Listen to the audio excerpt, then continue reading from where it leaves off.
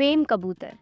ख्वाजबारा बारामूला में जन्मे मानव कौल नई हिंदी के लीडिंग स्टार हैं। उनका जन्म बारामूला में हुआ, लेकिन परवरिश मध्य प्रदेश के होशंगाबाद में हुई। मानव कौल कला जगत के ऑलराउंडर हैं, जो न केवल लेखन बल्कि एक्टिंग और थिएटर में भी अपने झंडे गाड़ चुके हैं। प्रेम कबूतर उनका दूसरा कहानी संग्रह है। इससे पहले ठीक तुम्हारे पीछे आया था, जिसे पाठकों का भरपूर प्यार मिला।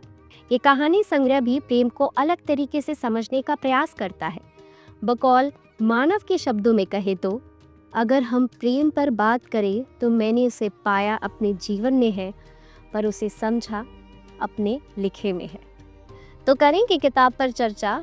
If you had no subscribe our channel, please do subscribe and don't forget to press the bell icon. Well, I'm Oshi Sahu and you're watching Bookbuzz.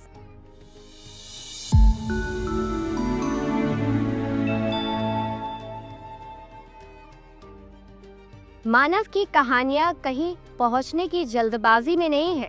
इनमें ठहराव है, कुछ रहस्य है और प्रेम संबंधों की नई परिभाषाएं हैं, जो पाठकों को जिज्ञासा की ओर बढ़ाती है। साथ ही कहानियों के पात्र भी विभिन्न मनोदशाओं को दिखाते हैं। कई बार कहानी पढ़ते पढ़ते लगता है कि ये कहानी तो कहीं आसपास ही घट रही थी, जिससे कि आप भी उन पात्रों में जुड़ा हुआ महसूस करने लगते हैं। इनमें आवश्यकता अनुसार पद का प्रयोग किया गया है, जो कहानी को नया आयाम देते हैं।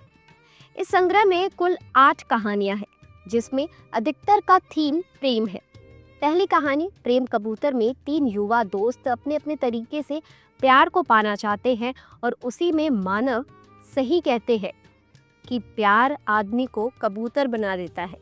दूसरी कहानी इति और उदय की है, जो आज के प्रेम संबंधों को समझने की कोशिश में है। दोनों एक दूसरे से प्यार करते हैं, लेकिन प्यार को लेकर दोनों की विचार बहुत अलग है।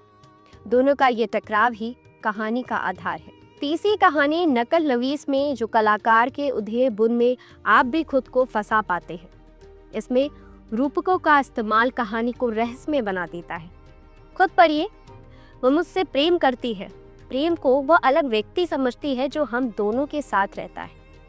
मैं उससे हर बार कहता हूँ कि इस प्रेम की वजह से मैं कभी तुम्हारे साथ अकेला नहीं रह पाया हूँ।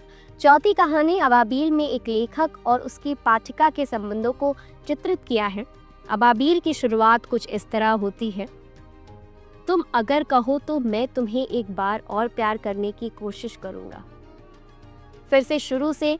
पांचवी कहानी पहाड़ी रात में अजनबी के साथ बिताई रात और उस दौरान मन में उठ रही शंकाओं और डर का बखूबी उकेरा गया। लगता है कि ये तो किसी के भी साथ हो सकता है।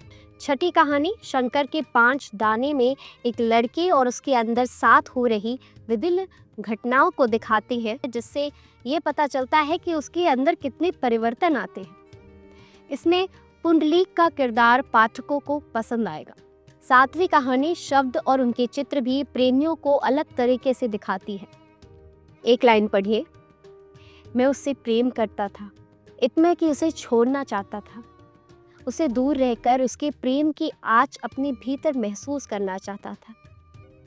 8वीं कहानी त्रासदी अस्पताल में भर्ती इंदर की है, जो हमेशा अकेला रहा है और उसे अपने जीवन का हिसाब किताब लगा रहा है। वहीं पास में दूसरे कमरे में भर्ती रोशनी अलग तरह से जूझ रही है। अधिकतर कहानी फ्लैशबैक में है, लेकिन अंत पाठकों को पसंद आएगा। इंदर के शब्द याद रह जाते हैं। मेरे लिए सबसे कठिन काम है अपने साथ रहना, अपने खुद के साथ, खुद के पूरे झूठ के साथ लगातार रहना। मेरे भीतर एक खालीपन है, जिसके लिए बस मैं दूसरों का उपयोग करता हूँ।